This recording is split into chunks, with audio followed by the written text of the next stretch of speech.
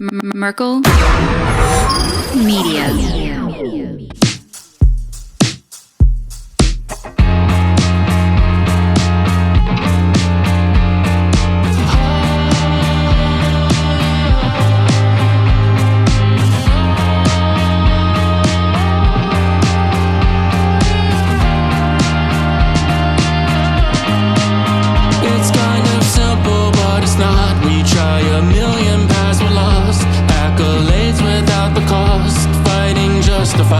I'm exhausted, looking for everything in the shadows. Start looking at people like they don't matter.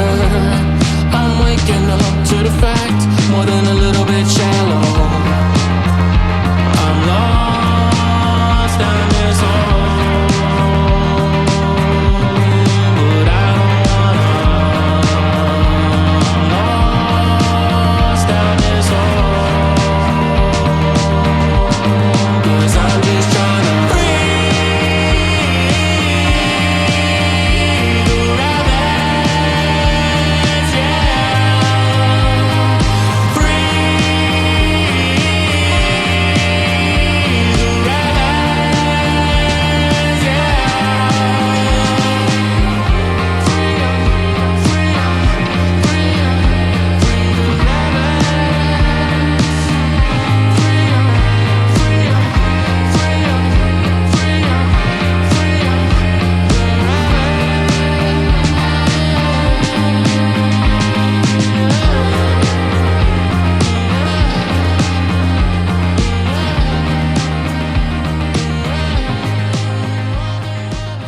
What's going on, guys? We are back with another episode of Free the Rabbits, and I'm really excited about this one. And I say that every week, but I'm actually excited again.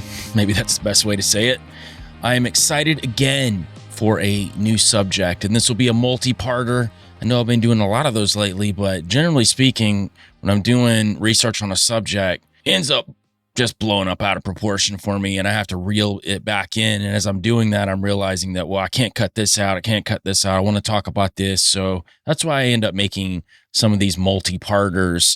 And this is a subject that I've seen pop up more and more recently, even though this idea has been around for a long time. And we'll talk about some of the originators of this particular idea, even though this idea has been around for a couple centuries, but it hit more of the modern world back in the mid-1900s.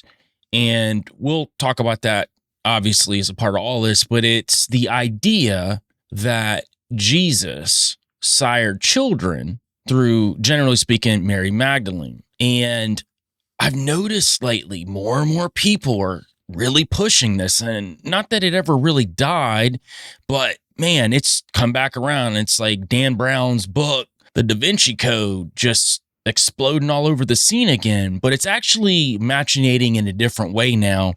And one of the things I've seen recently are people who have Rh negative blood types claiming that they're from the bloodline of Jesus.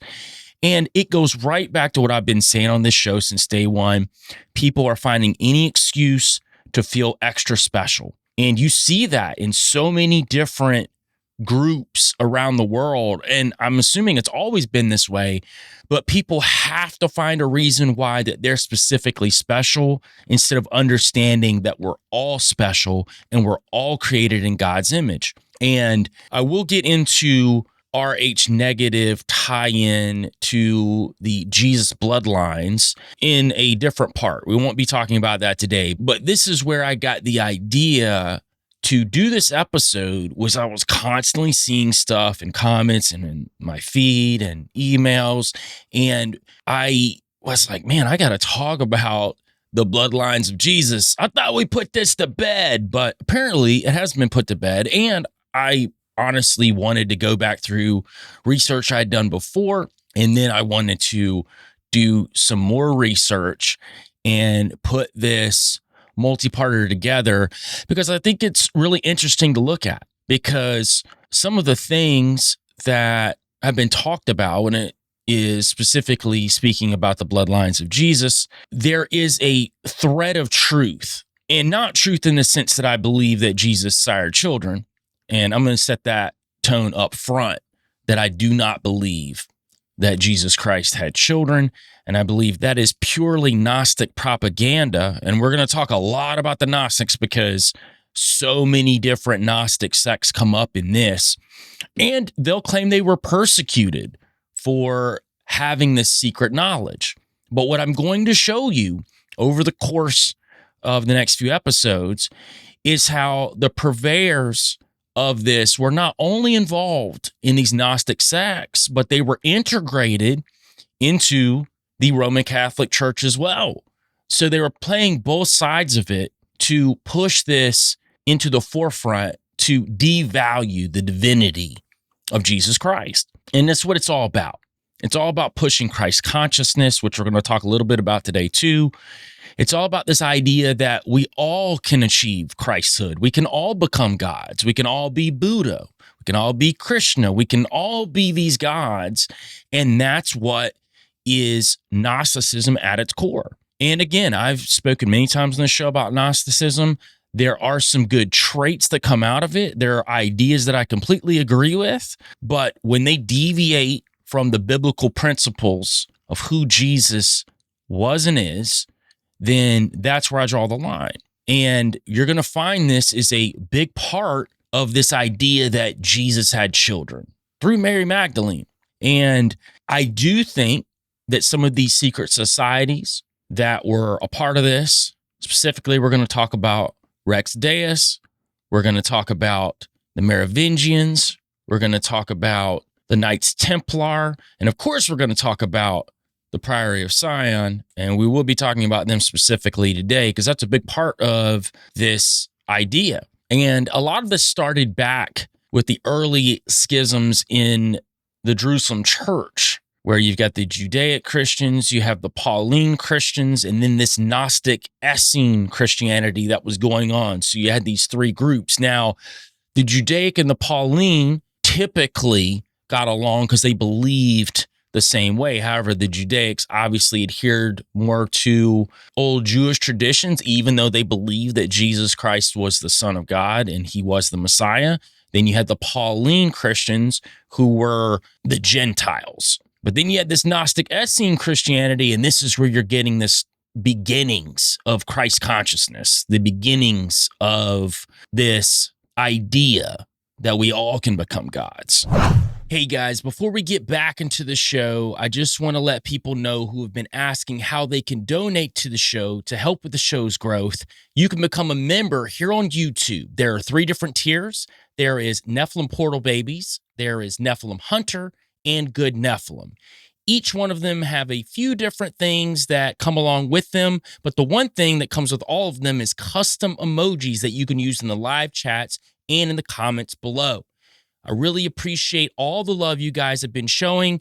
And listen, if you can't become a member, just you donating your time is one of the best gifts that you can give this channel. For now, let's get back into the show. Now, we want to start with Rex Deus, but to get to Rex Deus, we need to talk about Desposyni. Now, Desposyni in Greek means belonging to the Lord, and it traditionally refers to the relatives of Jesus Christ through his earthly family, which we know about. Matthew 13:55 talks about it. Is not this the carpenter's son? Are not his brothers James, Joseph, Simon, and Judas? So we do understand in Scripture that Jesus had family members, and some people would consider them half-brothers. I would consider them more half-biological brothers. Even him having sisters is alluded to in the Bible as well. And we can look to some extra canonical things, which we're going to look at here specifically, especially the origins of the Desposyni family. Now, Eusebius of Caesarea, he was a historian of Christianity and a Christian polemicist from the Roman province of Syria. And he actually became a bishop at one point. And he was a scholar of biblical canon, and he's regarded as one of the most learned Christians during late antiquity. And he wrote a book called The Ecclesiastical History of the Church, and it was written in Koine Greek, And in ecclesiastical history, he recounts the story of the grandsons of Jude. And in this book, he says the relatives were very important witnesses in early Christian communities due to their familial connection to Jesus. So because they were related to Jesus in some way, people looked to them for guidance because they grew up with him. Now, another writer that talks about the Desposyni was Hegosippus the Nazarene, and he was a Christian writer of the early church, and he was Greek, but they said that he was a Jewish convert, and he was an early chronicler of Jewish background and describes how the Desposyni were questioned by Roman authorities about their lineage. And apparently they survived these inquiries unscathed, and they demonstrated that they were pious individuals, and they were early leaders in the church, and they weren't trying to gain power for their own personal gain. And this was according to these early writers about the family of Jesus. Now, as over time and in some later medieval and modern theories, they have suggested that there are hidden bloodlines of Christ. And this is where this Desposyni is tied in directly to this Rex Deus, which translates to King God or God King. Now, to track back some of the early writings about Rex Deus, there were a handful of writings in the late 20th century that popularized the idea of a clandestine community known as Rex Deus, and it purportedly could trace the lineage back to the temple priest, the Zadokite line. And not only are they suggesting these bloodlines of Jesus's family that are tied back to this Zadokite line, but also in a more heretical line of thinking, the Rex Deus is connected to the actual offspring of Jesus Christ. Now, the sons of Zadok, or the Zadokites, is a lineage of priests descended from Zadok, and he is described in the prophecies of Ezekiel, and he was the first high priest in Solomon's temple. So you'll find some really interesting connections when we're digging through Rex Deus and connections to Solomon and all of these other matriarchs who are also considered high-level alchemists. And I've talked plenty of times on the show about what I think about alchemy. Depends on what you're using the word for.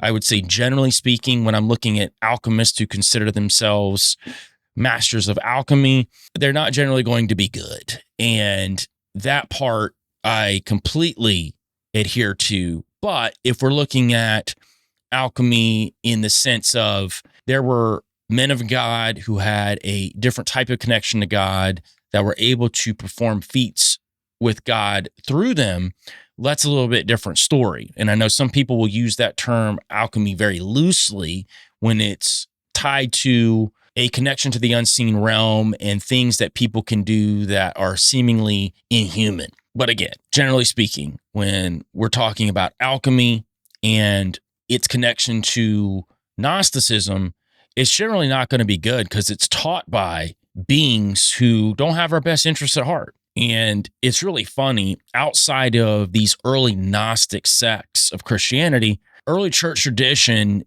never preserved the notion that Jesus fathered children. It's absent from all canonical gospels. And I know I can hear the Gnostics right now. Yeah, but they took them out the Bible. They did it. I know they did. And it's like, look, man, if you want to believe that, you can. The problem with the Gnostic Gospels, and I've read, I guess, all of them at this point, or close to it, or portions of all of them, and none of them line up to Scripture. The problem is that if you added them to, you said they were taken out. If you added them to, then the pieces are not going to connect correctly, because then you're going to have all of these different portions that don't add up, don't match up. That's why that the Bible, I believe, was put together by God through men. And you can yap all you want to about the corruption of the church and all of these different things, which I could refute a lot of it too. Remember, I always say there's always an antithesis to your argument. And when we're looking at the early church, One, we have to trust that God, with his influence, put together the Bible the way that it was supposed to be put together. And I've heard all the arguments against. The problem is when I start reading these Gnostic texts or these apocryphal texts that are supposed to be in the Bible, weird parts that don't match up to the other books. And I believe that's why those books are not a part of the Bible. It doesn't mean that some of those books aren't important, i.e. the book of Enoch, the book of Giants, some of these other ones. I don't say that they're not. And listen, these Gnostic Gospels, I read them. It's important to. It's important to look at some of this information because, one, it helps build the strength of your faith. It actually doesn't break it down for me. And I think maybe early on when I was trying to refute the Bible, I was into all of these things, and you're just looking for the smoking gun to be like, ha, the Bible's BS. And the problem is when you're actually reading the Bible, and most people that aren't Christians or that don't adhere to anything in the Bible, they've never even read it. They won't read it because they have this weird, I believe, sense of dread to do it. And they make every excuse not to. Well, it's fake, it's this or that. And I know I've been there. And that's why Gnosticism is so attractive. That's why the Gnostic Gospels are so attractive. It takes away the deity of Christ. And once we take away the deity of Christ, then we don't have a responsibility here on this earth. We're not responsible to anybody because we can ascend. We can become an ascended master. We can become a Mahatma. We can become these secret chiefs. And that's all Gnosticism is in a nutshell. Now, to get back into Rex Deus, Latin for king god, and there's a lot of speculative literature, but I believe that it's tied into actual facts. And I do believe that there are these groups that are protecting bloodlines, and they may be purveying them as the bloodline of Jesus. I think far from it. I don't think they're protecting the bloodline of Jesus. I do think they are protecting bloodlines. And we will, towards the end of this series, really get into what are the thought patterns on what bloodlines that they're actually protecting. So Rex Deus is a title held by a group of European aristocratic families allegedly descended from the family lines of the 24 high priests of the Temple of Solomon in Jerusalem, the Zadokites we were just talking about. And they took names from Jewish mythology corresponding to their ritual roles. So every generation would have a Melchizedek, a Michael the Archangel, a Gabriel, and so on. Now, this is wild too. This is where it gets even wilder, but it makes even more sense. So if we're talking about Rex Deus is connected to the bloodlines of Jesus and protecting the bloodlines of Jesus, well, let's just see if this sounds very Jesus-like. The Rex Deus priesthood allegedly operated 2 boarding schools in the temple complex, one for boys and one for girls, and had the privilege of ceremonially deflowering the girls when they reached childbearing age. Anyway, the girls would then be married off to husbands who would raise the children as their own. However, the children had to be returned to the temple boarding school on their 7th birthday to receive the priesthood's training and presumably a female, another helping of their genetic material as well. Jesus is claimed as the result of one such union, fathered by a priest with the ceremonial name of Gabriel. So, according to Rex Deus lore, priest who had the ceremonial name of Gabriel, because remember, they passed these monikers down, deflowered a young girl, and we're talking really young, and because of that union, that's where Jesus came from. You can't make this up. So according to this story, the Rex Deus families escaped their destruction of Jerusalem by the Romans in 68 AD and survived as an underground family tradition, surfacing in the early Middle Ages as important families of European aristocracy. So that makes sense. There were these hidden bloodlines, went underground, came back as these great European families and created these bloodlines that would rule over different parts of the world. That part I get with. I just don't believe that Jesus was sired from a priest called Gabriel who deflowered a looks to be 7-year-old girl to create Jesus. And then Jesus becomes this great prophet and they have to protect his hidden bloodline. And this is what Rex Deus is. This is the idea of it. And there's different machinations when it comes to exactly how this came to be, but this is at the root core, what the Rex Deus idea of where Jesus actually came from. Now, there were several founders of the Knights Templar, and they were also allegedly members of Rex Deus. And I'm not going to talk a lot about the Templars today because on part 2, we're going to get deeper into Templar lore and how the Templars are a huge part of this too. And you're going to see this really interesting dynamic of within the Roman Catholic Church who are battling other Gnostics on the surface, but behind closed doors, they're all working together to create this idea of the Holy Grail, which is the bloodline of Jesus. And we'll get more into that. And I'm sure a lot of you guys watched the old movie, The Da Vinci Code, or read the book by Dan Brown.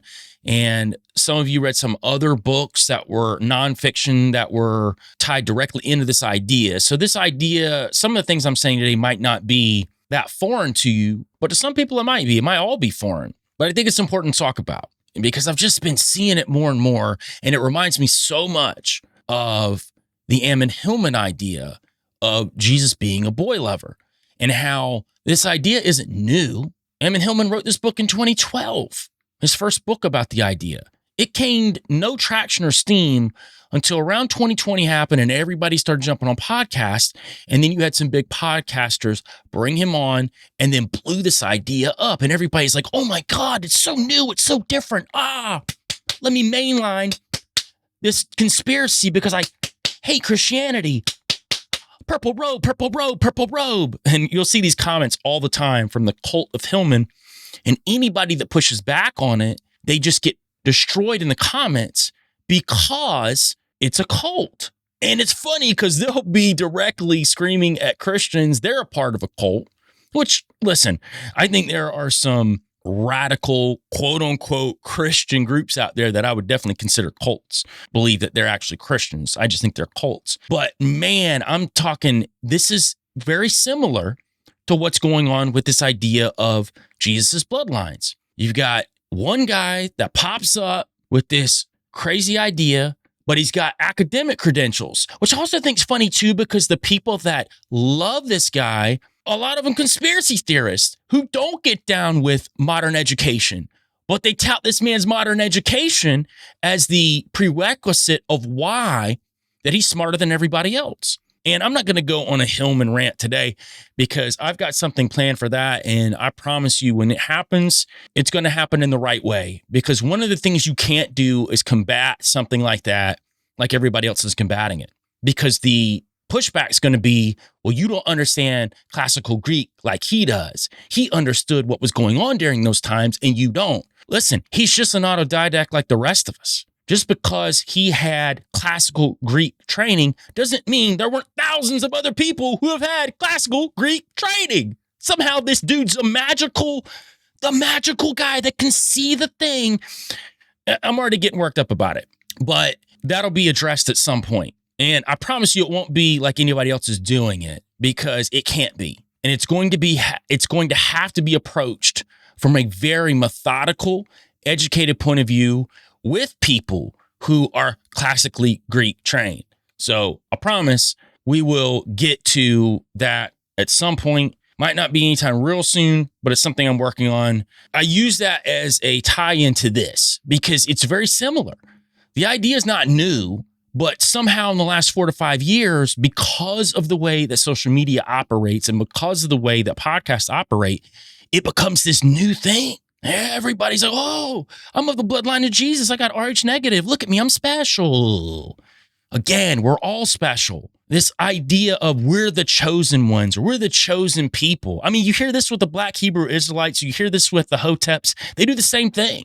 They're essentially the same thing, except you got like the mystical Egyptian Black superiority. And then you've got this quote unquote Hebrew Black superiority. And you got one group saying they created white people, and you got the other group saying that white people are derivative of fallen angels. It's wild, man. But then you've got organizations like the Ku Klux Klan who use the Bible to promote white supremacy. It's everybody's so caught up in having to be like the one. Star seeds, that's another one. Find that star seeds parallel very close to people who think they're from the bloodline of Jesus and they have these magical healing powers. It's all deception. At the end of the day, it's very simple. You can give your life to Christ who died for you. It's a simple process. It's not that hard. Everything else you look at is super difficult. It becomes this chore, and it shouldn't be a chore. That's not the point. And we should live our lives to connect to others and create a better place, not tout ourselves individually as being uber special. Sorry, I got a little tangent there. It just drives me insane the way that people are right now. It's just anything that's just crazy, they have to latch onto with no research done at all, by the way. They'll say they did. Dude, research isn't watching a documentary. That's not, anybody can get on a microphone or say something. I get it. If those people are great researchers, that's one thing. But then you even take that research and do your own. And always have the mind of God when you're looking through stuff too. Does this line up with biblical principles that I follow? And to get back to the devaluing of Jesus, which I think has been happening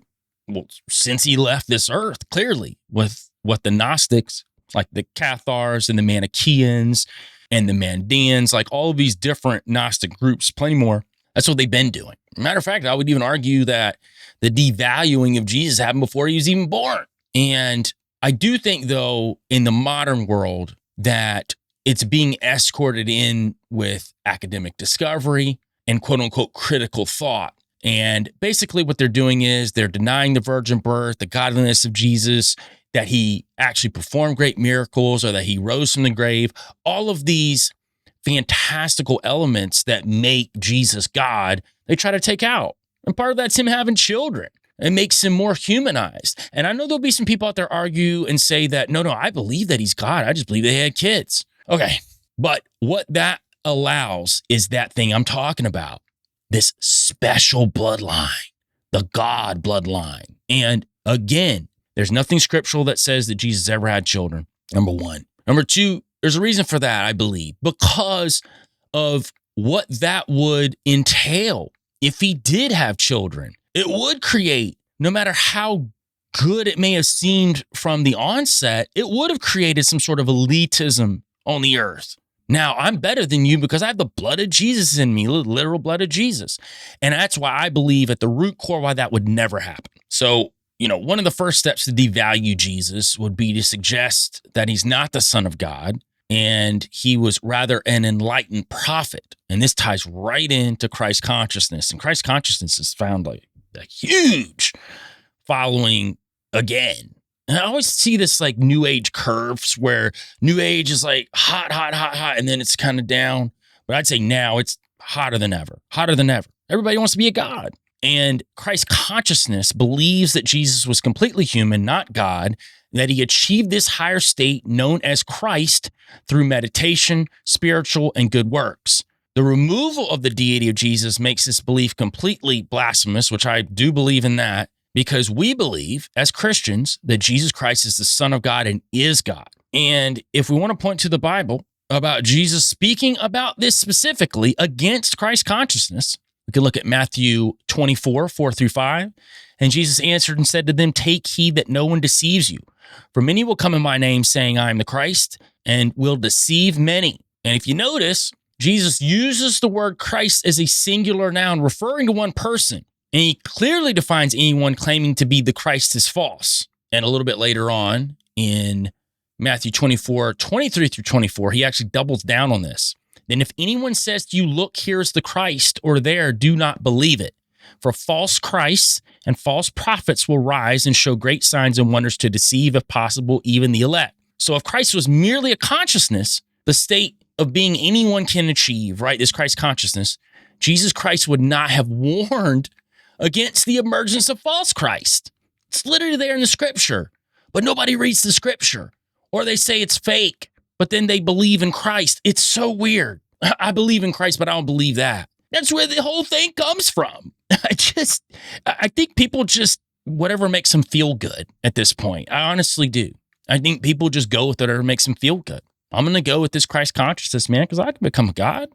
Yeah, Jesus was cool, but so was Buddha, so was Krishna, so was Muhammad, any of these other ones, all of these Mahatmas. And basically all Christ consciousness is like Eastern mysticism with the inclusion of Bible verses and Christian idioms. They just mix it together. It's this hodgepodge. And none of it's scriptural. I just read to you scriptures out of Jesus' own mouth where he's saying that don't listen to him.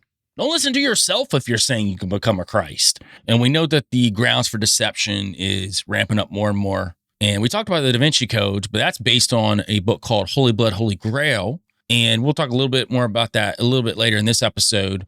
But that's all tied into the Dead Sea Scrolls, Mary Magdalene, the Cathars, the Essenes, and Knights Templar, Merivingians, Rex Deus, all these Masonic connections too that are connected to this idea that they're gatekeeping these secrets that will shatter Christianity. And I believe that it's the groundwork being laid. And I do think there's going to be a moment where the deception's going to hit and it's going to shake the foundation of Christianity. And you're either going to be strong in your faith and understand that it's a ruse, it's a lie, or you're going to do like people that were on the fence with Christianity, listen to Ammon Hillman, where one man can literally turn you away from what's right. And according to these Gnostics, the New Testament, what it appears to be, it is a vehicle to communicate Jesus's rebellious conspiracies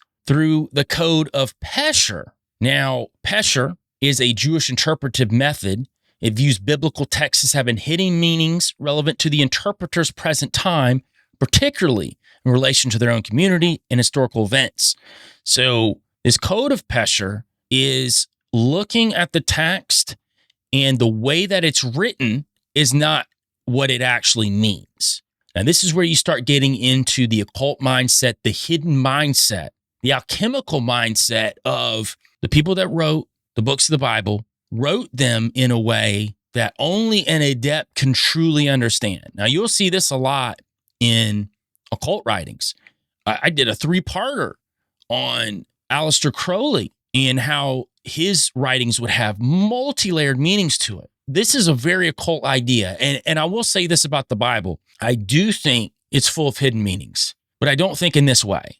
I think the hidden meanings are what you pull from it that God gives you. So whereas the text will be the text, and I believe the Bible is very open, I think there are things when you're looking at Hebrew translations or Koine Greek translations, when we look at the deeper meanings of the words being used, then we can see a way more animated picture of what's being told in the Bible. And I've done that plenty of times on this show where I'm talking about certain biblical stories, and I'll go deeper into those stories. David and Goliath is a great example. You know, when I'm talking about a lot of the good Nephilim stuff, or I talk about King Saul or Nebuchadnezzar, all these different things. I believe there are these hidden things. I just don't think they're hidden in the way that these words don't actually mean that at all.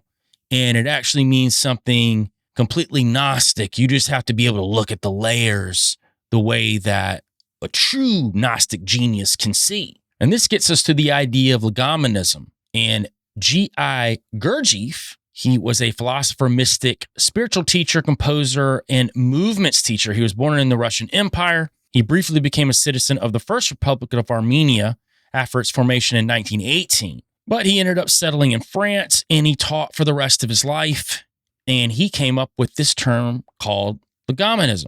And it means to boldly go beyond the literal and metaphorical. So what's spoken of in legomenism bridges the categories of literal and metaphor. It's the very nature of it. It has a dualistic form of reason. So we interpret things as either literal or metaphorical. What this is saying is, though, there's a deeper layer to that. There's a third force that you have to break through to be able to see this other part of it. Now, what's really interesting is Gurdjieff wrote a book called Beelzebub's Tales to his grandson. You can't make it up.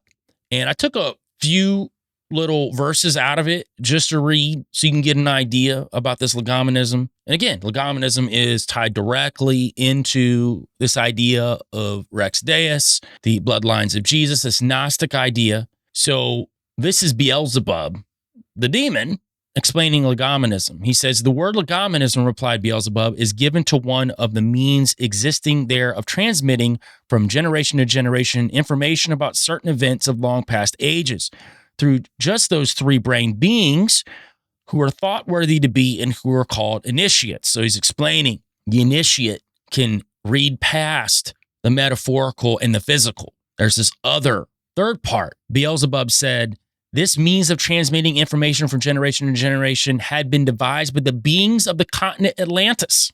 Here we go. Back to these secret chief Mahatmas, ascended masters, these gods coming from Atlantis. For your better understanding of the said means of transmitting information to beings of succeeding generations by means of legomenism, I must here explain to you a little also about those beings there whom other beings call initiates.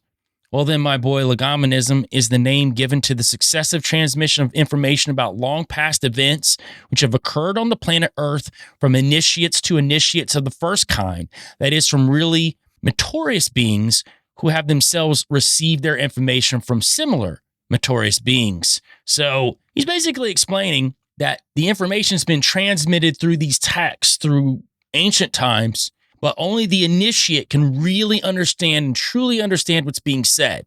So they're trying to tie this into the Bible. They're trying to say that the Bible is just like any other Gnostic text that's out there, that it has all of these hidden meanings, these hidden things that only the initiate can read. And I don't believe that at all when it comes to the Bible. I believe that the hidden meanings are actually what we derive from Scripture and how it's applicable to us, because that's a hidden meaning to us that God gives us. Also, if we're looking at in ancient times past, understanding how the original writers would have written it and what they were trying to express. I believe there's a hidden meaning there because in our modern minds, we're not going to read it the same way that those ancient writers wrote it. So that is the other hidden meaning. But I still think that it's in the metaphorical, physical realm. There's not this third realm with the Bible. To devalue the Bible by saying that it has that is also saying that, oh, you gotta be one of the special ones to read it right. You gotta have that bloodline, baby. I'm laughing about people who claim that they're from the bloodline of Jesus. It's the same thing as people who claim they're from Nephilim bloodlines. And I'm not saying that everyone that talks about it is bad or they're going about it the wrong way. What I am saying is, though, it's the people who use that as a catalyst to prop themselves up, who use these things to say that, oh, look at me, I'm special. I can see grace. I can connect to this other world. You can hear it in their voice. There's an excitement there. We should live our lives humbly. If we are given gifts from God, we should use those humbly. This isn't about propping ourselves up to be this uber special person. And a part of Gnosticism, when it comes to who Jesus is, he's also relegated to be a prominent member of the Essene segment of Jewish society. And the Essenes are viewed as the forebearers of Christianity who protected the dynastic ancestors of the royal Davidic bloodline, which Jesus is from the Davidic bloodline as well. So this is where they get this idea that Jesus was an Essene, which the Essenes were just a separate sect outside of Judaic Christianity and Pauline Christianity. They're this other sect. They say they're the real sect. Well, they're the ones because Jesus wasn't really God. And he was cool. He was a great prophet. He's one of us because we all can be great and powerful and gods. And the Essenes, for people that don't know, were a mystic Jewish community during the Second Temple period that flourished from the 2nd century BC to the 1st century AD. Now, most scholars think that they derived from the Zadokite priests, and they attributed their interpretation of the Torah to their early leader, the teacher of righteousness, which was the legitimate high priest. So Zadok in the Bible, according to the Essenes, was the first teacher of righteousness, and it trickles all the way down to the last teacher of righteousness, who they believe was John the Baptist. So John the Baptist, according to them, was the teacher to Jesus, which in the Bible, in no way, shape, form, or fashion is that described. John the Baptist was a great prophet, but he also bowed at the feet of Jesus, who was his God. So this wasn't Jesus learning from John the Baptist, as the Essenes want to talk about. Now, there were great Jewish writers like Josephus who talked about the Essenes, and he said they number around 4,000 and resided in various settlements throughout Judea. He, and from all indications, he was a Christian. Josephus actually talks about the Essenes highly, at least in the aspect of how they conducted themselves in a very humble manner. And that's going to be a lot of the deception with a lot of Gnosticism too. And that's the part that I actually like and agree with, is the killing of the ego, to look at yourself as someone who can help others. A lot of Gnostics felt that way. And I don't disagree with that line of thinking. But again, that's the deception. That's the deception of Gnosticism. Now, the Essenes, and then later on, Gnostics and Theosophists, and I've talked about Theosophy a lot on the show, and Theosophists were big Gnostics, and they were heavily invested in a lot of Essene literature. And they said that the controlling authority over the early church centered in Jerusalem, which was led by James the Just, brother of Jesus. And Theosophists also falsely claimed that James was an Essene. So James, brother of Jesus, was said to be the leader of the church. And he understood more than anybody that Jesus was not God. He was his brother. He was a great prophet. So this is where this idea of James the Just comes from, the brother of Jesus, who accordingly butted heads with the Pauline Christians because Paul was purporting lies that Jesus was the Son of God, was God, and his brother James did not believe that. They say that Paul, and they classify him as an evil liar, or the heretic is what they call him, stemming from the Dead Sea Scrolls concerning the Essenes and the teacher of righteousness, described him as the spouter of lies and the unscrupulous liar of the early church. Paul is described as the one who corrupted the religion of the early church centered in Jerusalem, along with doctrines taught by the Gnostic teacher of righteousness. In fact, the Mandeans, who were an ethno-religious group, and they were followers of Mandeism, they believed that John the Baptist was the final and most important prophet. So they're saying that he was above Jesus. He was the final prophet. Jesus was not. Jesus was just, some regular old ascended master. They believed that Paul was a false prophet. You get to the Manichaeans. And I've talked about the Manichaeans before on episode 2 of Good Nephilim. That was important because we're talking about the Book of Giants, because they have a different version of the Book of Giants.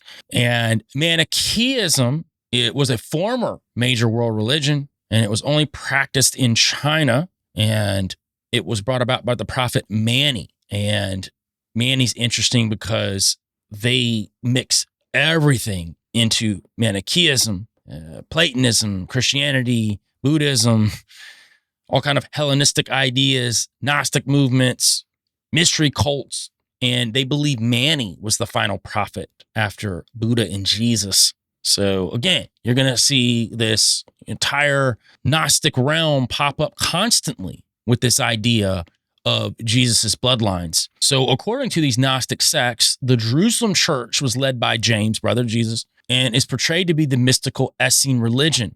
Gnostics asserted that Paul destroyed the teachings of Jesus with his so-called heretical doctrines, which is funny because Paul was the one that pushed the idea that Jesus came for not only the Jews, but the Gentiles.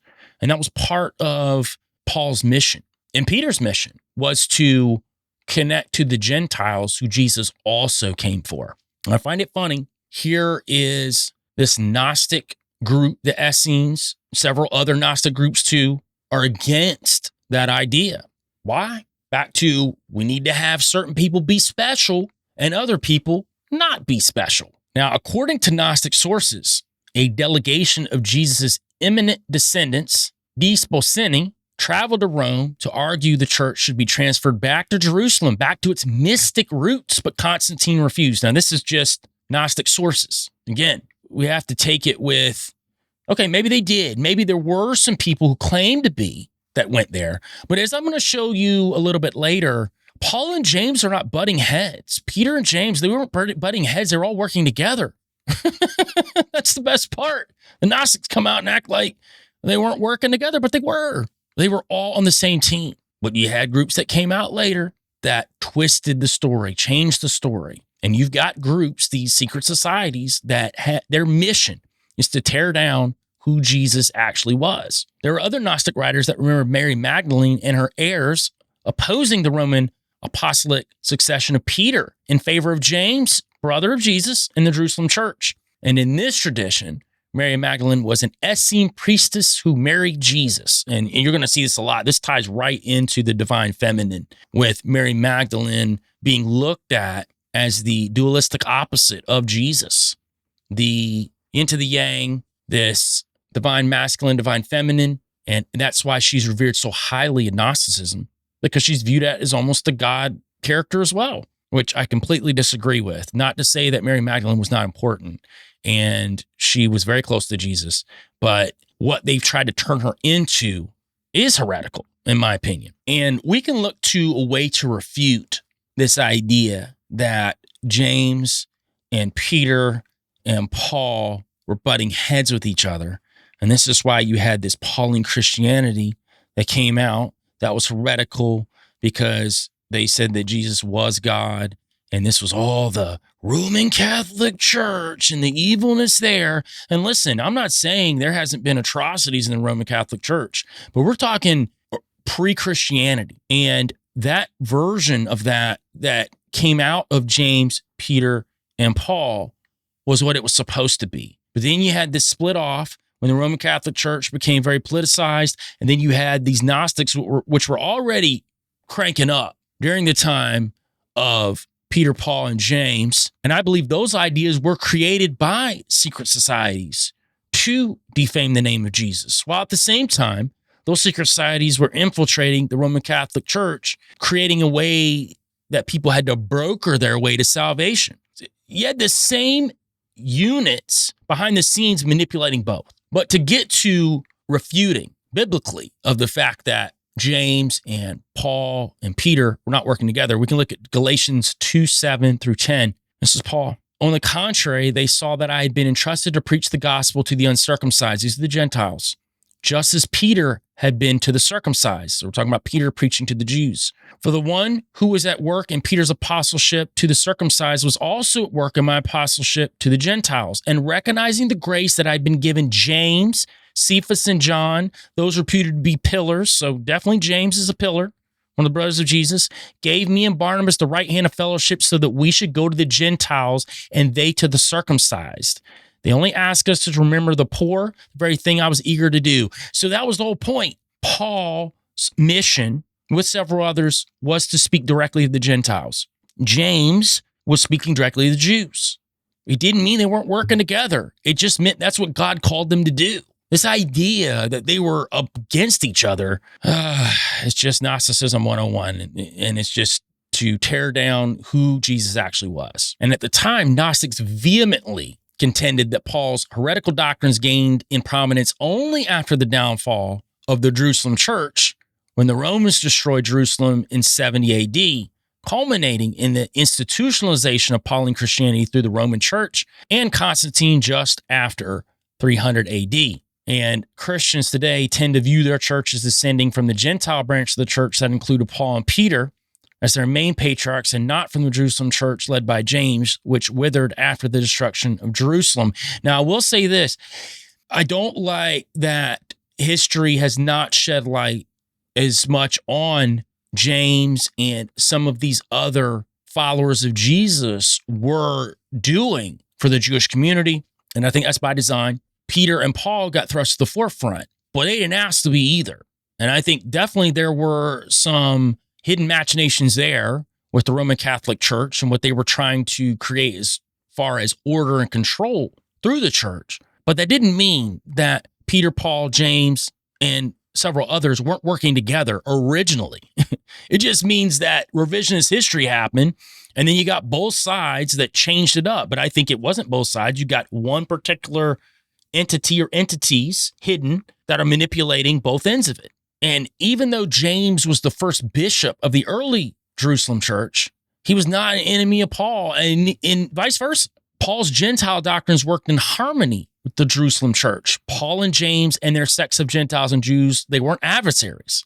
James effectively mediated the two sects of Christianity, which had everlasting effects. So James, because he was able to mediate with Paul, they were able to bring people together. which is exactly what Christianity's there to do. Gnostics aren't there to bring everybody together as much as they want to claim they are. And they use these ideas that they were extinguished, very similar to the Albigens, which flourished in southern France in the 12th and 13th centuries, which spawned off into this Albigensian crusade, also known as the Cathar Crusade, which I've talked about on this show before. And it was a military and ideological campaign initiated by Pope Innocent III to eliminate Catharism, which is now southern France. So they'll use things like these wars that they were extinguished because of their real knowledge, the hidden knowledge that the church wanted to hide. And while I do agree that a lot of things that were going on in the Roman Catholic Church were not good, think about war in the same way we think about war now. How there are all of these hidden mechanisms that are going on behind the scenes that we don't see when it comes to money that's funneled through wars, hidden societies behind the scenes that are manipulating both sides. It operated the same way then. These were just more political factions. Religious groups were more politicized in this day and age where they did battle with each other. A little bit different than now, right? It's not as much religiously motivated as it would have been back then, during the Crusades, all of these different wars throughout history. So I believe that there were these secret societies that were manipulating both, and we can see that constantly. Now, if we get deeper into the Rex Deus theory, they say that Jesus was removed from the cross and was still alive. So he didn't actually die. That was just part of a ruse to make people think he died, so they leave him alone.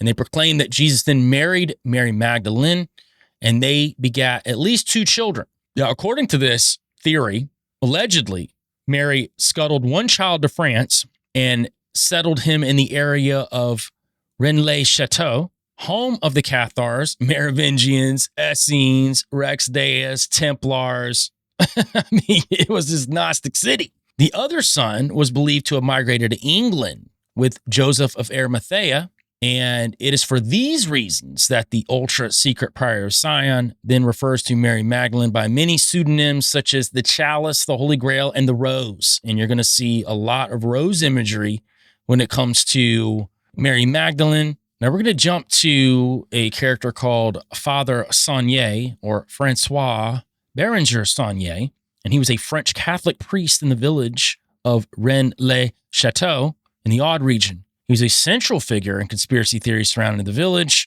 and you'll see him talked about a lot in Holy Blood, Holy Grail. They talk about a Da Vinci Code, which I actually rewatched the other day because I was putting together all this stuff. I thought, I go watch the Da Vinci Code again. And as a movie, I always enjoyed it, regardless of the fact if I believed what was going on or not.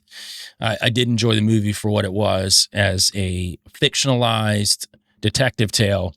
And Saunière served in Rennes-le-Château from 1885 until he was transferred to another village in 1909 by his bishop. Here's the best part. He declined the nomination and resigned. Then from 1909 until his death in 1917, he was a non-stipendiary free priest who stayed at Rennes-le-Château. It was very interesting why he never left. He was told to leave by his bishop, and he said no, and he stepped down, but he stayed. Now, according to several texts that have come out, and we're going to get to the Priory of Sion very soon because this is brought up with all those documents that were brought out. And we'll talk about whether they were real or they were fake. I know they were talked about coming from a fraudulent place, and I'll show a different argument too that possibly it was more of a cover-up. But in the 1890s, Father Saunière purportedly discovered Cathar documents, of course, consecrated to Mary Magdalene, Visigoth ruins, encoded Priory of Sion secrets containing 2 astonishing genealogies chronicling the survival to the Merivingian bloodlines. And soon after he discovered these documents, Saunière became unaccountably wealthy, and he built 2 items, the Tower of Magdalene, and then he erected a statue of Asmodeus, and we're going to talk about both of those. And Asmodeus is always known in history as the demon custodian of secrets and guardian of hidden treasures. Very interesting. And to the point of him receiving all this money, after he finished with the exploration and restoration work of the site, he became incredibly rich. even with the large expenditures that he spent on the site at Rennes-le-Château. And it's proven that Saunière received substantial donations from people linked to the nobility. And I'm going to show you how that mainstream has changed that narrative, even though it's proven that he received massive donations from linked nobility, from the faithful, and through his brother, who was a representative and financier for his work. And the questionable part of it is, and we're going to get to the part where mainstream media has come out and said that, oh, he was scamming people, which he could have been too. But man, the amount of money he was pulling in didn't come from the local yokels paying him money to come to the church for him to tell them stuff. No, it's very interesting. He finds these hidden documents in this tower that he calls the Tower of Magdalene, and then all of a sudden becomes massively wealthy. Now, interestingly enough, when you walk into the church of St. Mary Magdalene in Rennes-le-Château, there is a crouching devil just around the corner. And if you're on YouTube or Rumble, obviously you're going to see all these pictures come up. For a century, the demon has been scaring a bunch of kids that walk in. Even to this day, it's pretty freaky looking, honestly. And what's interesting is that Saunière apparently found these hidden treasures, right? One of them supposedly the genealogy of Jesus himself, which is supposedly the Holy Grail. But he also found other things that were considered to be treasures too. And if this statue represents Asmodeus or Asmodeus, we can tie that into the 17th century book of demonology by Ars Goetia. And in there, Asmodeus showeth the place where treasures lie and guardeth it. So he's known as the demon that guards treasures. And in the Talmud, he actually aids in the construction of the Temple of Solomon. So why would there be this statue of Asmodeus or Asmodeus, however you want to say that? Why would you have that demonic entity guarding this Church of St. Mary Magdalene from a guy who found supposedly hidden documents and secrets and treasures and got paid a bunch of money to keep his mouth shut, in my opinion? Now, we're going to talk about what is said about the actual source of Saunière's wealth. There was a librarian called René Descadia who sifted through the priest account books and personal correspondence, and he concluded that there was never any treasure or mystery. All of the priest's wealth was generated from selling masses and accepting donations. So, according to the church, priests are ordinarily allowed to say one mass per day, with permission regularly granted to say 2 or 3 on Sundays, at feast days, and at Christmas. And they may accept a stipend or mass offering for only 1 mass per day. So apparently, according to René, Saunière had been soliciting and accepting money via the post to say thousands of masses, charging 1 franc per mass. And he said some clients would send payment for hundreds of masses, which he never actually performed. And listen, I'm open to whatever. He might not have found anything at all. There may have been no documents, no nothing, but I can say this from some of the other historians that have looked at it. The amount of money he was getting in doesn't make sense to even performing all these masses. We're not talking about super wealthy people showing up at these masses all the time. I'm sure there may have been a few, and maybe that was a scam too. Maybe a few of them came in during these times and just quote unquote donated a bunch of money to him. But it's very odd that this guy who erects a statue of a demon who's known throughout history to guard secrets, stories of the Holy Grail that he supposedly found in documents in the Tower of Magdalene, and then he becomes super wealthy after. And I'm not saying he wasn't a scam artist. He could have been both.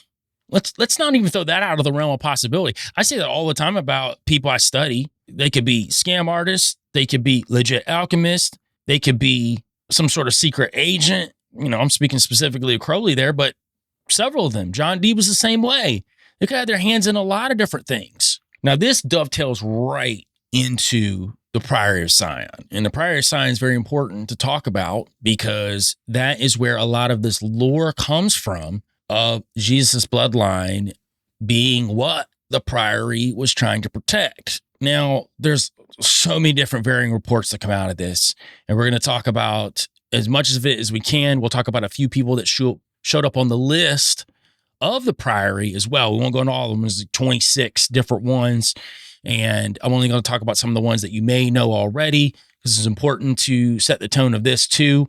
And I'll talk briefly here about the Sinclair clan because they became the Scottish guardians for the preservation of the Templar / Rex Deus / Priory of Sion, all this Gnosticism lumped up into one.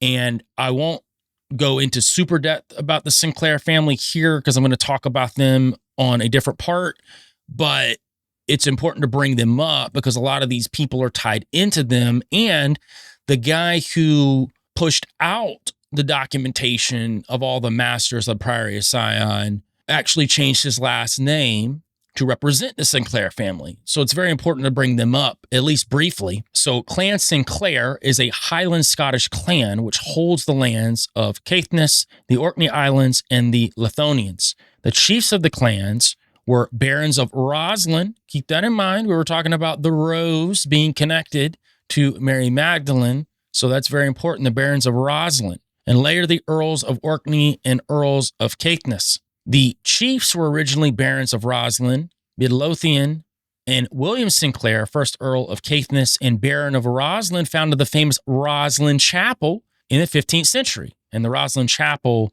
is the source of all kinds of mysteries and tie-ins to Jesus' genealogies, supposed genealogies.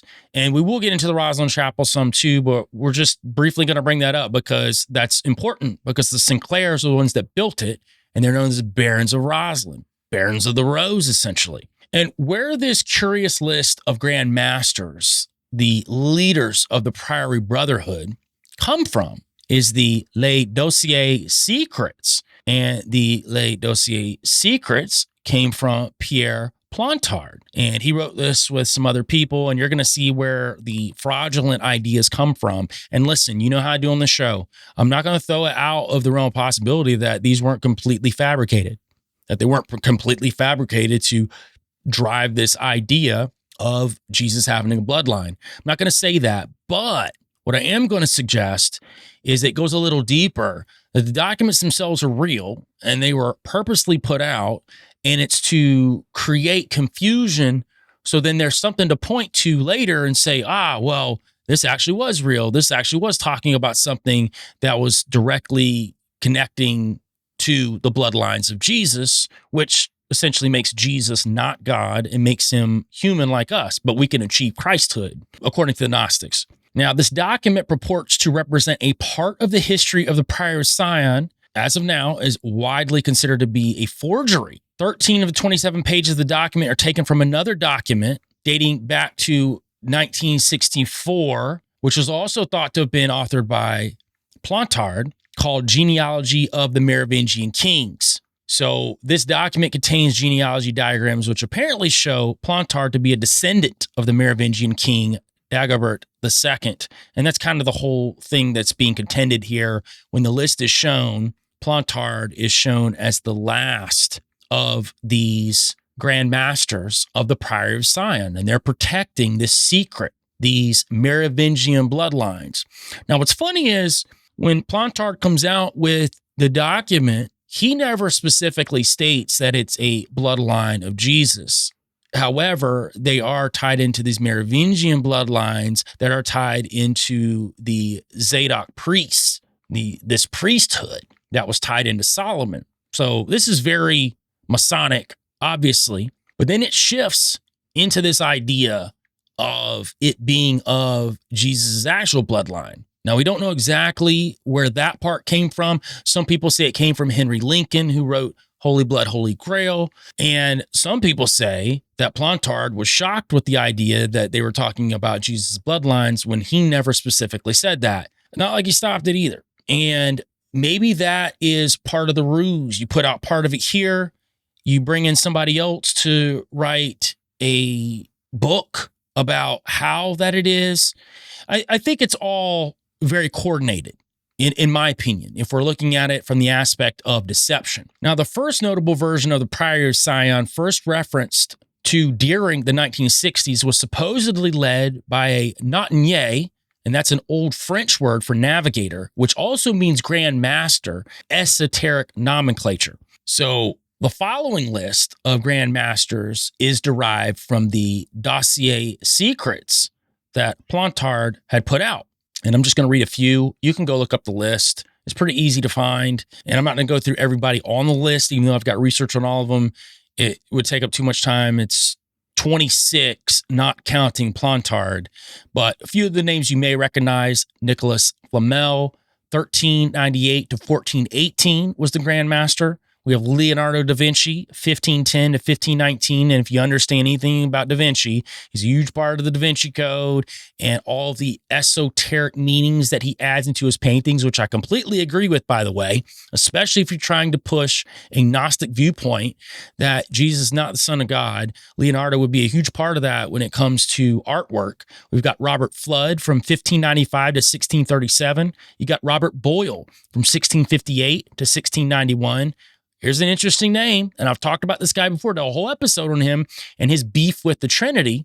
Isaac Newton, 1691 to 1727. And if you remember what I said on that episode, there's no definitive evidence that he's a part of any secret society. And I'm even still saying that because this is considered a fraudulent document. Now, we can argue that it isn't, and I'm going to show you where that it's a huge possibility that it wasn't actually fraudulent. It was just made to be fraudulent.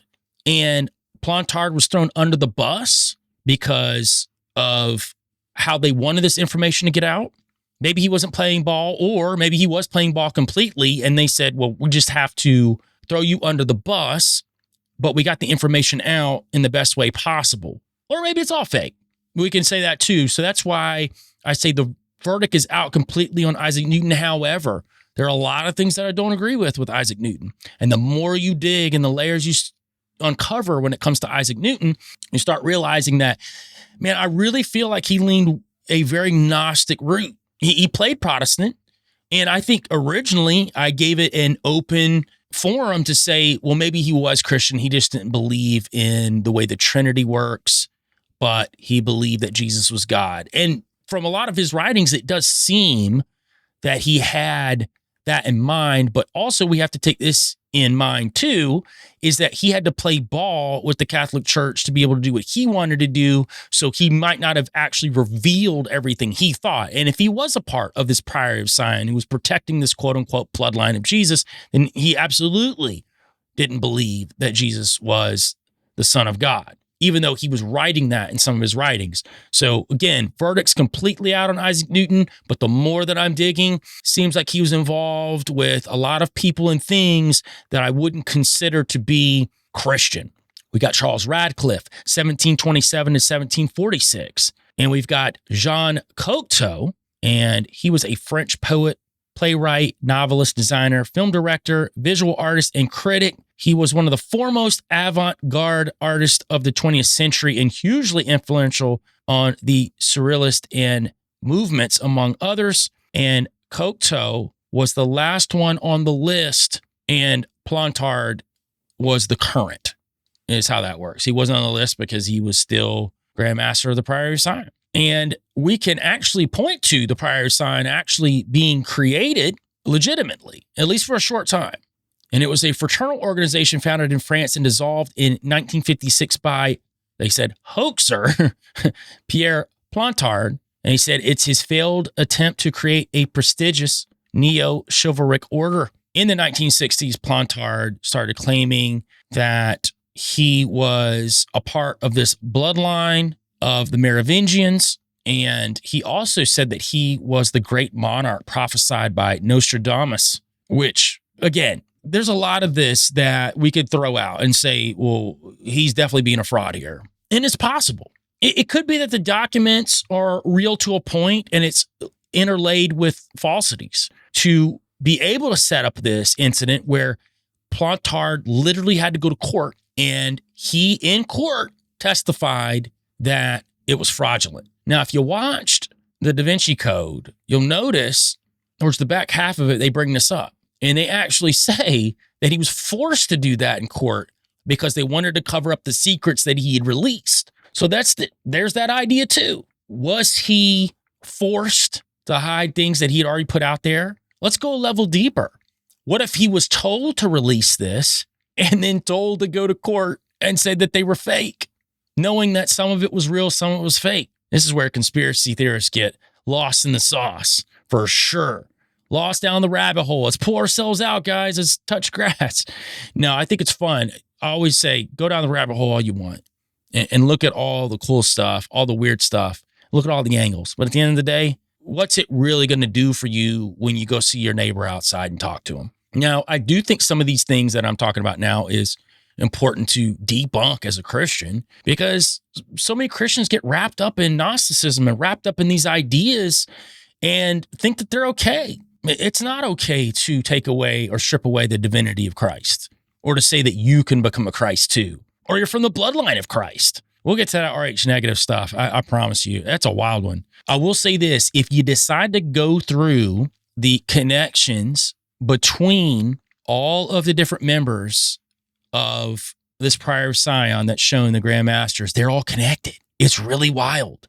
They all either knew each other, worked with each other, as it trickles down, obviously, because some of them died before the other ones came through, but they're all connected in some way. It's really wild. It's so wild that I would encourage you to go look at it and just see how they all connect. I'll tell you what, Gary Wayne talks about their connections in his first book, The Genesis 6 Conspiracy. He actually shows their connections, which is super cool. So if you go get that book, you can check that part out where he actually connects all of the different people. That's when you start thinking that, man, maybe this list could be real because they all knew each other in some way. Obviously, like I said, some of them died before the other ones, but as he trickles down, they all bounce around and know each other. It's super wild. So we'll start with Nicolas Flamel, was a French draftsman of public documents such as contracts, letters, agreements, and requests. He and his wife also ran a school that taught this trade. But long after his death, Flamel developed a reputation as an alchemist, believed to have created and discovered the philosopher's stone and to have thereby achieved immortality. So this is even crazier, that it came out that he was this alchemist who had cheated death. And that fits right in line with the Grand Masters of the Priory of Sion. And he was a writer. He was a trader in copies of rare books, and he accumulated a high-level skill in mathematics, alchemy, the Kabbalah, Hermetic thought, and he was tremendously wealthy. And he gained the respect of future generations, including Isaac Newton, who is affirmed to have read every one of Nicholas's works. So there's a connection. Even though Flamel was dead before Isaac Newton came along, there's the connection. You're going to see this a lot with every single person on the list. And you got Leonardo da Vinci. He was an Italian polymath of the High Renaissance, who was an active painter, draftsman, engineer, scientist, theorist, sculptor, and architect. And in occult circles, he was also known as an alchemist and a worshiper of nature's divine order. He was also known to encrypt Gnostic and pagan symbolism into his paintings, and you're going to see this consistently in all of his paintings. He was also recognized as the keeper of secrets, ingeniously concealing clues to those secrets in his art. And thought pattern is he was a Rosicrucian, as several others on this particular list, which, by the way, Isaac Newton is on a list of Rosicrucians. I'm going to say this, though, that a lot of people on these lists of Rosicrucianism aren't actually Rosicrucians. They just read a lot of Rosicrucian works, or that's what they say they do, which I find it fascinating. I'm not saying that you can't read. I read a lot of stuff, and I'm not a part of any of these orders. But Isaac Newton, and specifically these guys who are said to be a part of this Priory of Sion, were also said to be Rosicrucians. So this is Da Vinci. Again, there's nothing tying him directly to Rosicrucianism, but we have to look at the idea that it's very possible, considering what he was reading, what he was doing. We've got Robert Flood, and he was a prominent English Paracelsian physician with both scientific and occult interests. He's remembered as an astrologer, mathematician, cosmologist, Kabbalist, and he was a legitimate Rosicrucian. So we know that he was a Rosicrucian. Flood is best known for his compilations in occult philosophy. He had a celebrated exchange of views with Johann Kepler concerning the scientific and hermetic approaches to knowledge. Now, he's the one that's said to have inherited the mantle from John Dee as England's leading proponent for esoteric thought, writing, and publishing. He declared that the highest good was the Magi, Kabbalah, and the alchemia of the Brothers of the Rosy Cross. Here we go. Back to the rose again. The Rosy Cross is also tied into the idea of the Holy Grail. And he was a celebrated Kabbalist who steadily ascended the mystical pyramid and achieved an esteemed position in the London College of Physicians. So straight Illuminati confirmed right there. We got Robert Boyle, who was an Anglo-Irish natural philosopher, chemist, physicist, alchemist, and inventor. And he's largely regarded today as the first modern chemist and therefore one of the founders of modern chemistry and one of the pioneers of modern experimental scientific method. He's also known for Boyle's law, which describes the inversely proportional relationship between the absolute pressure and volume of gas if the temperature is kept constant within a closed system. So back to the correlation between alchemist and chemist and scientist. To me, it's all the same thing. And you're going to see a lot of these ancient chemists and scientists, they were alchemists. And that's where they were able to push themselves to the limits. Now, Boyle frequently sojourned to southern France, and guess where he went to? Rennes-le-Château to examine Inquisition documents regarding the Cathars. So he was at the place where the Tower of Magdalene was at, where supposedly the secret documents of the Priory of Sion were found, where the Merivingian bloodlines of Jesus were found. Boyle frequented the place, and he was known to embark upon spiritual pilgrimages to honor the graves of Nostradamus, as well as pilgrimages to where Mary Magdalene allegedly had taken the Holy Grail. And he published manuscripts regarding alchemical treatises. And he was also thought to be a member of a secret Hermetic society, and others confirmed that Boyle was also a Rosicrucian. So right back into these Rosicrucians, the Rosy Cross, ties right back into the Rose, the Holy Grail, Mary Magdalene. Now we're going to jump to Isaac Newton. Now he was an English polymath, active as a mathematician, physicist, astronomer, alchemist, theologian, and author. And he descended from Scottish nobility, which is very interesting when we're looking at the Priory of Sion and when we're looking at the Sinclairs, and we'll get into that later. And he was elected to the Royal Society Invisible College in 1672, and he met and maintained ties with who? Robert Boyle and John Locke. Now, I've talked about his relationship with John Locke, but Robert Boyle is big because Robert Boyle is also considered to be one of these grand masters of the Priory of Sion. And Newton was a practicing alchemist. That's up for debate. I know some people say he was a practicing alchemist. He did study a ton of alchemy, so I would have a hard time saying that he didn't practice it if he was studying it that much. But again, like I stated on the show that I did about him and the Trinity, we have to leave it open and say that we can surmise by looking at what he was involved with and the players that he was involved with that he probably was a lot deeper into the occult than as it's looked at on the surface. But his writings are very contradictory. He'll be very Christian in some writings and then very Gnostic in others. And I think that too, again, goes back to him trying to keep a low profile with the church. He was also a fan of Rosicrucian manifestos, as well as alchemical writings authored by Nicholas Flamel. Newton believed Judaism was an ancient repository for divine knowledge that was largely corrupted and lost. He also believed some of this lost knowledge had filtered down through Pythagoras. Newton was known to publicly question the authenticity of the New Testament and the divinity of Jesus, which I've talked about. He abhorred the idea of the Trinity. He thought that was something that was brought in with Pauline Christianity, and it was false. So again, we don't have any proof of him being a Rosicrucian. We don't have any proof of him being part of the Priory of Sion outside of this, but his links to people who are also quote unquote grandmasters of the Priory of Sion is weird. The people he hobnobbed with. But it's also interesting that Isaac Newton was known to be a big loner on the back end of his career. And he just stayed in the house and wrote all the time. He barely even showed up to the Royal Society unless he was trying to combat someone who was going against something he wrote in a paper. I don't know. I tend to lean towards the more research I do on Isaac Newton. He was definitely involved in some clandestine things. So we got to at least give it the high probability. We go to Victor Hugo, and he was a French romantic author, poet, essayist, playwright, journalist, human rights activist, and politician. And he wrote the Hunchback of Notre Dame. And he was also known publicly and militantly as an anti-Trinitarian, and he repudiated the divinity of Jesus. He was deeply immersed in all things Gnostic, Kabbalistic, esoteric, and Hermetic thought. And guess what? He was also said to be a Rosicrucian. But again, a lot of these guys that are said to be Rosicrucians is by who they're connected to. Now, some of them have been confirmed, but others are not.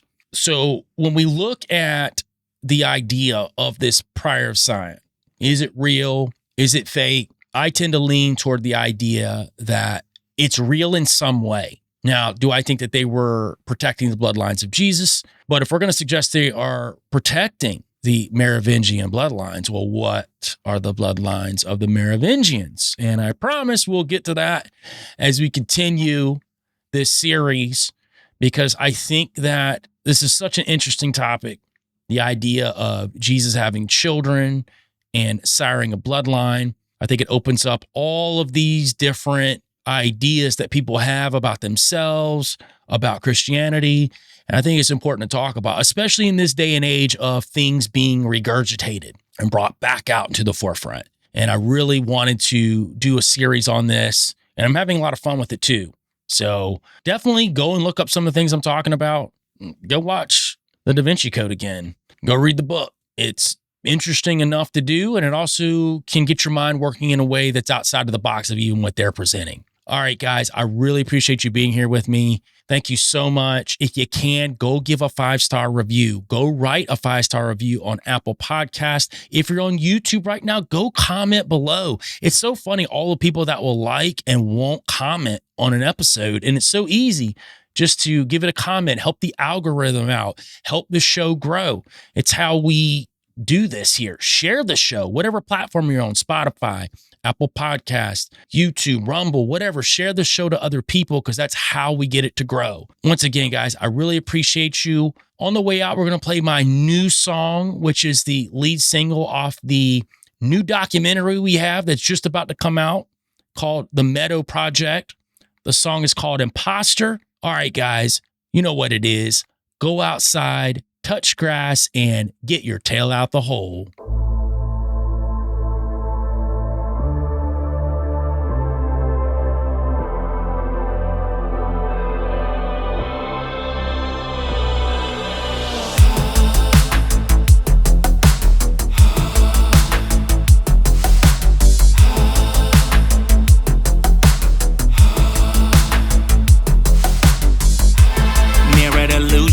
I'm in a fun house, locked in a boxcar with all of these clowns. Don't feel like I belong, but maybe I do, 'cause when I look in the puddle, maybe I'm just a ruse, or maybe I'm just confused.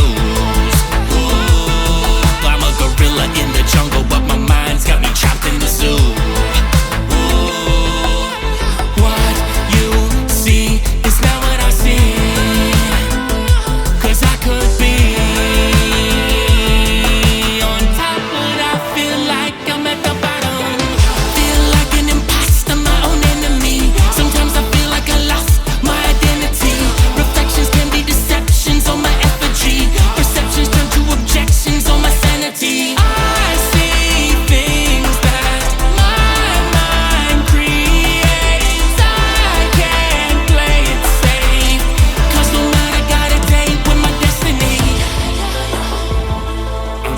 dreams that feel like nightmares, will they end? My reality's more friendly than pretend, and I don't know if my perception's innocent. I'm never satisfied, I'm looking to transcend. Real me gets confused with the clones I create on my own. Mind palace corridors to the lab, it's a throne. Pyramids of deception above the halls of a minty. If I leave, will I even miss me? Yeah. Face to face with my ambition, yeah. My position with me, I'm in competition, yeah. I could be superstitious, 'cause it feels like it's a sickness.